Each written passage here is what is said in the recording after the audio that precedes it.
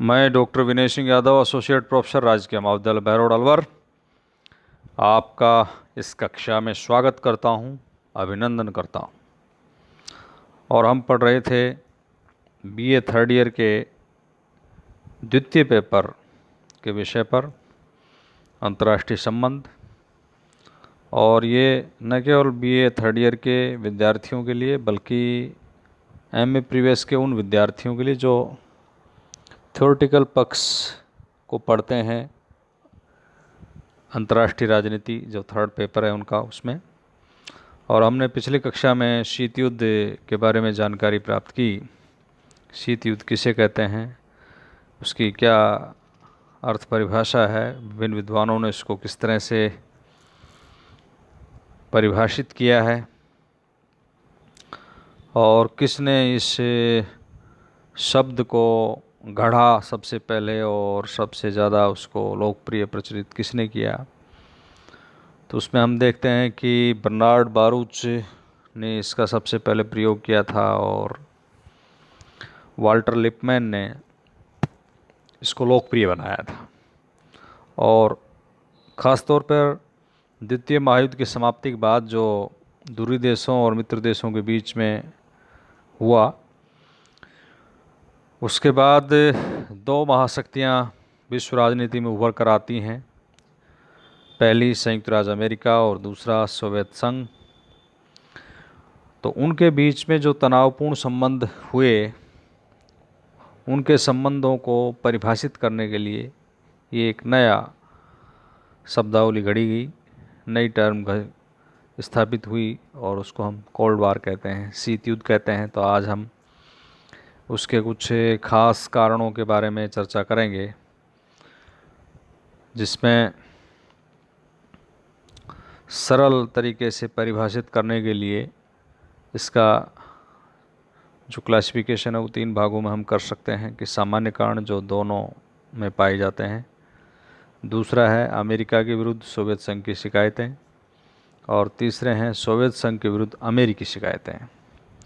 तो एक एक करके हम इनका अध्ययन करेंगे ताकि ठीक से हमको बात समझ में आए। तो उसमें सामान्य कारण कुछ हैं जिसमें विचारधाराओं का टकराव है।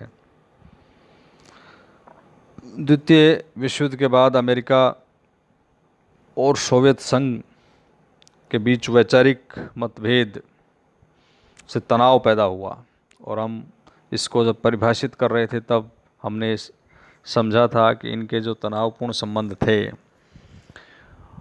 उन संबंधों को परिभाषित करने के लिए एक नई टर्म विकसित की गई या उसको बोला गया, वो है शीत युद्ध। तो उसमें हम देखते हैं द्वितीय महायुद्ध के बाद की जो परिस्थितियां हैं, उसमें एक तरफ पूंजीवादी अमेरिका ने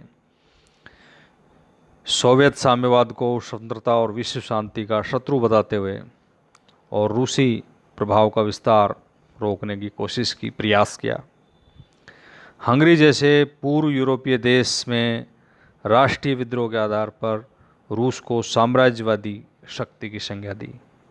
वहीं दूसरी तरफ सोवियत संघ ने अमेरिका और पश्चिमी यूरोपीय राष्ट्रों को उपनिवेशवादी और उसका समर्थक घोषित करते हुए साम्यवाद को एशिया, अफ्रीका, लैटिन अमेरिका के विकासशील देशों की गरीब जनता की भलाई के लिए एक रामबाण औषधि के रूप में उसको प्रचारित किया, उसको प्रस्तुत किया।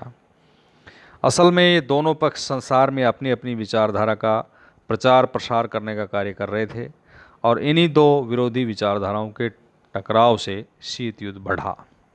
तो एक सामान्य कारण हम देखते हैं, यह है विचारधाराओं का टकराव। एक तरफ ध्रुव था पूंजीवादी अमेरिका और दूसरी तरफ साम्यवादी सोवियत संघ था, और वो अपनी अपनी विचारधारा को बढ़ा रहे थे, उसका प्रचार प्रसार कर रहे थे। इससे खेमेबंदी बढ़ी और तनाव हुआ।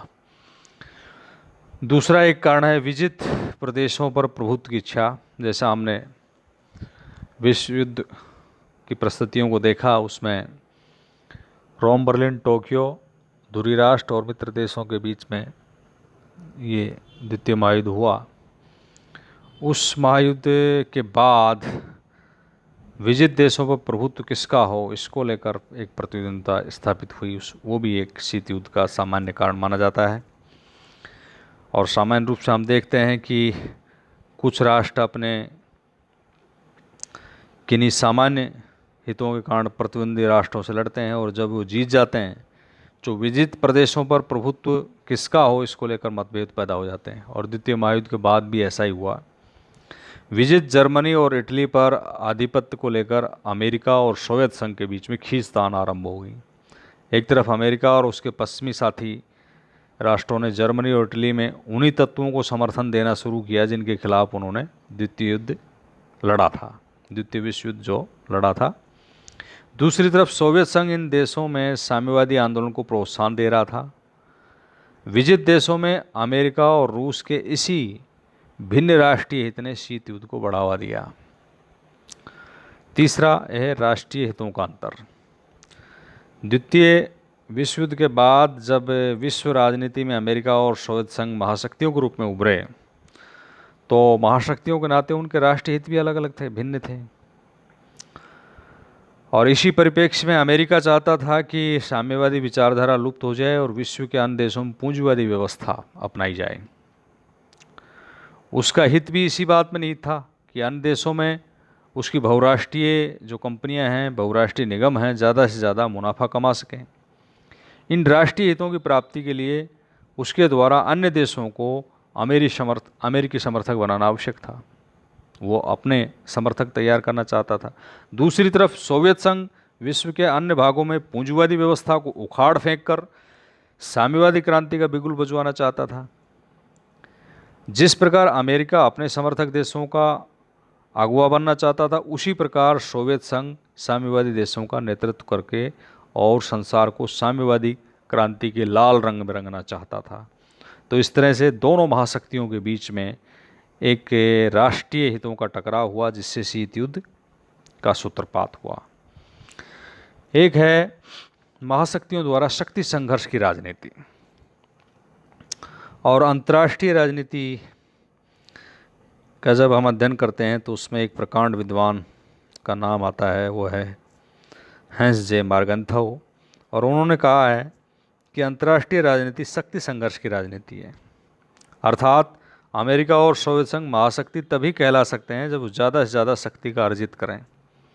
अंतर्राष्ट्रीय राजनीति के संदर्भ में जहाँ शक्ति का तात्पर्य भौगोलिक स्थिति, आर्थिक दशा, सैनिक स्थिति, विश्व राजनीति को प्रभावित करने की क्षमता, नेतृत्व आदि से है। द्वितीय विश्व युद्ध के बाद अमेरिका और सोवियत संघ ने इसी शक्ति संघर्ष की राजनीति का सहारा लिया और शक्ति संतुलन, प्रभाव क्षेत्र, अधीनस्थ देश आदि सिद्धांतों को इन्होंने अपनाया। कहने का मतलब ये है कि द्वितीय महायुद्ध के बाद ये दो महाशक्तियों का उद्भव हुआ, तो जाहिर सी बात है कि इन्हें यदि शक्ति थी तो शक्ति का प्रदर्शन करना आवश्यक था और उसको बढ़ाना भी आवश्यक था। तो इसमें दो बड़े ये ध्रुव थे, तो आपस में टकराव होना जारी संभव उसकी आशंका थी। तो इसी टकराव ने शीत युद्ध को जन्म दिया है। एक कारण, सामान्य कारण जो हम देखते हैं वो है एक दूसरे के विरुद्ध प्रचार अभियान। और बहुत से विद्वान इस शीत युद्ध को स्नायु युद्ध या प्रचार युद्ध भी कहते हैं। डायरेक्ट इसमें युद्ध की स्थिति रहती हैं, डायरेक्ट युद्ध नहीं होता है, बाकी सारी युद्ध की परिस्थितियाँ इसमें निर्मित होती हैं, एक दूसरे के खिलाफ प्रचार इसमें किया जाता है। तो वही हुआ द्वितीय विश्व युद्ध के बाद। अमेरिका और सोवियत संघ एक दूसरे के विरुद्ध झूठे और घृणित प्रचार में सक्रिय हो गए। जहाँ एक तरफ सोवियत संघ ने अमेरिका को पूंजीवादी, साम्राज्यवादी, उपनिवेशवादी आदि कहकर राजनीतिक गालियाँ देना शुरू किया, तो अमेरिका ने भी अन्य देशों में सोवियत संघ द्वारा जो प्रचारित साम्यवाद था उसकी लाल क्रांति का खतरा बढ़ा चढ़ाकर पेश किया, और दोनों एक दूसरे के खिलाफ झूठे और घृणित प्रचार कर रहे थे, जिससे शीत युद्ध का तनाव और उत्पन्न हुआ, बढ़ा। तो हम देखते हैं ये कुछ सामान्य कारण हैं जो दोनों तरफ पाए जाते हैं। विचारधाराओं का टकराव, विजित प्रदेशों पर प्रभुत्व की इच्छा, राष्ट्रीय हितों का अंतर, महाशक्तियों द्वारा शक्ति संघर्ष की राजनीति और एक दूसरे के विरुद्ध प्रचार अभियान। अब इसके बाद हम देखते हैं कि अमेरिका के विरुद्ध सोवियत संघ की क्या शिकायतें थी। तो उसमें एक खास कारण हम देखते हैं द्वितीय मोर्चे का प्रश्न, अब द्वितीय मोर्चे का प्रश्न क्या था? हमने विश्व युद्ध की परिस्थितियाँ पढ़ी हैं कि द्वितीय विश्व युद्ध के दौरान जब अमेरिका और सोवियत संघ ध्रुवीय राष्ट्रों से लड़ रहे थे, ध्रुवीय राष्ट्र मतलब रोम, बर्लिन, टोक्यो, ये राजधानियों के प्रतीक के रूप में है। Rome Italy, Berlin Germany, Tokyo Japan. एक तरफ ये ध्रुवीय राष्ट्र थे, दूसरी तरफ मित्र राष्ट्र थे, उनका आपस में संघर्ष हो रहा था। तो ये अमेरिका और सोवियत संघ ध्रुवीय राष्ट्रों से लड़ रहे थे, तभी उनके बीच दूसरा मोर्चा खोलने पर मतभेद पैदा हो गए और आगे चलकर उनके बीच में यह अविश्वास और बढ़ गया। जब हिटलर के नेतृत्व में जर्मनी की सेना सोवियत संघ की भूमि में आक्रमण करके घुस गई और जनधन को नष्ट करने लगी, तो स्टालिन ने मित्र राष्ट्रों अर्थात अमेरिका और ब्रिटेन से अनुरोध किया कि वे पश्चिमी यूरोप में हिटलर के विरुद्ध दूसरा मोर्चा खोल दें ताकि प्रेशर कम हो जाए।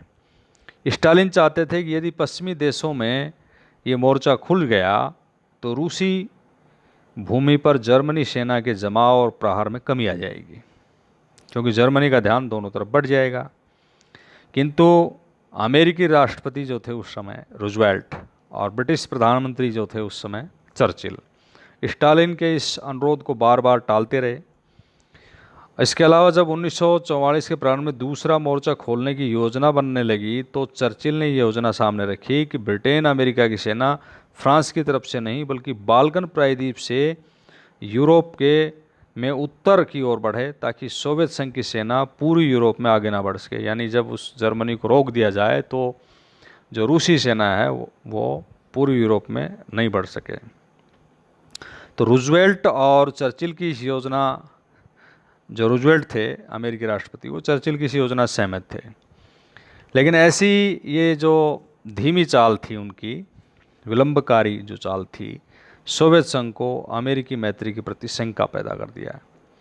और इस संदर्भ में एक विद्वान हुए हैं, उन्होंने कहा है, एक सोवियत इतिहासकार हैं देदायांस ने, उन्होंने कहा है कि अमेरिका और ब्रिटेन ने खूब सोच समझकर और जानबूझकर ये देरी की ताकि जर्मनी किसी तरह रूस की साम्यवादी व्यवस्था का काम तमाम कर दे। और दूसरा मोर्चा खोला भी तो वो अपनी दूसरी योजना के तहत खोला गया, जैसा रशिया चाहता था वैसा नहीं किया इन्होंने। एक और कारण है, शिकायत है अमेरिका के विरुद्ध सोवियत संघ की, वो है अमेरिका द्वारा परमाणु बम का रहस्य गुप्त रखना। ये हम देखते हैं कि द्वितीय विश्व युद्ध के दौरान जब अमेरिका ने जापान के हिरोशिमा और नागासाकी नगरों पर परमाणु बम गिराए तो सोवियत संघ को इस बात का अत्यधिक आश्चर्य हुआ, क्योंकि अमेरिका ने उसके पास परमाणु बम होने का जो रहस्य था वो छिपाए रखा, किसी को बताया नहीं था। जबकि ब्रिटेन और कनाडा को तो उसने बता दिया था, लेकिन रशिया को इसकी जानकारी नहीं थी। इससे अमेरिका और सोवियत संघ के बीच में जो मित्रता थी वो अविश्वास में बदल गई और दोनों के मध्य शीत युद्ध का मार्ग प्रशस्त हुआ। एक है रूस को मिलने वाली सहायता पर रोक। रूस अपनी क्षतिपूर्ति मांगों के विरोध के कारण अमेरिका से पहले ही नाराज था और लैंड लीज अधिनियम के तहत सोवियत रूस को जो दी जाने वाली अमेरिकी आर्थिक सहायता थी, वो आंशिक सहायता, वो उससे रूस संतुष्ट नहीं था। किंतु जब अमेरिकी राष्ट्रपति ट्रूमैन ने ये आंशिक सहायता भी बंद कर दी तो सोवियत संघ एकाएक बौखला गया और स्वाभाविक था कि ये घटना अमेरिका तथा सोवियत रूस में चल रहे शीत युद्ध को और तीव्रता प्रदान की इसने। एक कारण और है अमेरिका के विरुद्ध जो सोवियत संघ की शिकायत है, उसमें है पोलैंड और बाल्टिक के देशों में रूस विरोधी जो अमेरिकी कदम थे, वो भी एक शिकायत थी। रूस का मानना था कि जब उसने पोलैंड और बाल्टिक देशों में अपनी भूतपूर्व भूमि पर अधिकार कर लिया तो अमेरिका को चाहिए था कि वह इन परिवर्तित परिस्थितियों को मान्यता देता। लेकिन इसके खिलाफ अमेरिका ने क्या किया? इसके खिलाफ अमेरिका ने ब्रिटेन के साथ मिलकर पोलैंड की जो लंदन स्थित रूस विरोधी निर्वासित सरकार थी उसको मान्यता प्रदान की। इसके अतिरिक्त 1939 में जब सोवियत संघ ने लेनिनग्राद की सुरक्षा के लिए जब फिनलैंड से भूमि का एक छोटा सा टुकड़ा प्राप्त करना चाहा तो अमेरिका, ब्रिटेन और फ्रांस जैसे जो पश्चिमी देश थे, उन्होंने ऐसे कदम उठाए जो कभी भी युद्ध भड़का सकते थे। जिन दिनों द्वितीय महायुद्ध चल रहा था, अमेरिका ने बाल्टिक देशों जैसे लाटविया, लिथुआनिया, एस्थोनिया कि वाशिंगटन स्थित दूतों को मान्यता दे रखी थी। तो ये अमेरिका के विरुद्ध सोवियत संघ की कुछ शिकायतें थी, जिससे शीत युद्ध और भड़क गया। ये उसके कुछ कारण हैं। धन्यवाद।